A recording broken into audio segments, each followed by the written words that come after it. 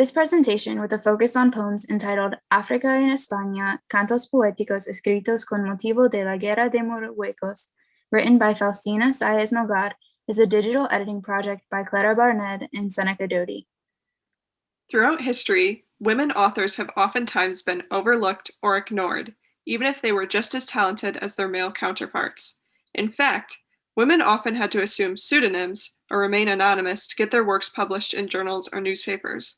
Additionally, women's perspectives on important historical moments are often left out of many textbooks, leaving a major portion of the story untold. For author Faustina Sáez de Melgar, these hidden narratives often included early abolitionist movements, calls for access to education for women, and a fiercely patriotic viewpoint which almost contradicted her other beliefs at times. The author of these works, Faustina Sáez Melgar, is considered one of the most prolific female Spanish writers, who was extremely influential for both her literary works as well as her political presence during a turbulent era in Spain.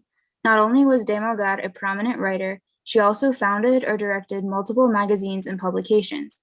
Being married to a Spanish statesman contributed to her political focus, as well as her travels throughout the globe. She maintained an interest in current events and global affairs, as well as advocated for social causes such as the abolishment of slavery and women's rights to education. Rather contrary to these progressive views, she maintained a staunch pro-colonialism view, which is blatantly displayed in her work.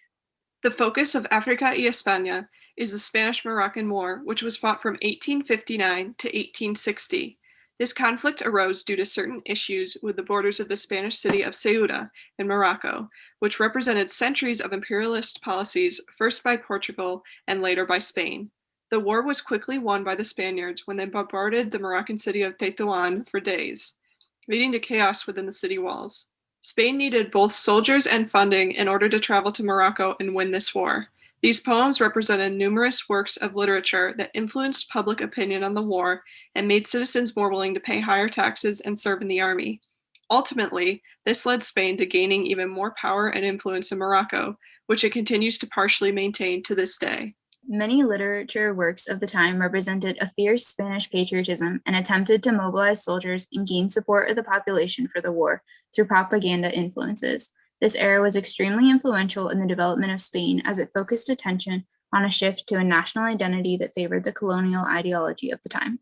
De Melgar invoked many references to Catholicism to add a religious righteousness to the war in Morocco, such as implying that the cross must be planted in that heathen land and asking for Mary to watch over the soldiers. Additionally, she used Recaredo or Recared I as inspiration for the soldiers, who was the first king of Spain to switch the official religion of the country to Catholicism. Despite being a supporter of the abolition of slavery, de Melgar used racist language in her poems to imply that the people of Morocco were barbaric and needed to be conquered by the more civilized Spaniards. She insinuated that the Moroccans needed the righteous forces of Spain to bring them proper religion and civility. She also referenced the Reconquista of 1492, which was when the Crown of Spain reconquered the southern half of the country from its Arabic occupants, as a means to relay the importance of the Moroccan War to fellow Spaniards, using references to the Battle of Guadalete, which was the specific battle when the Spaniards defeated Los Moros, or the Moors, in the south.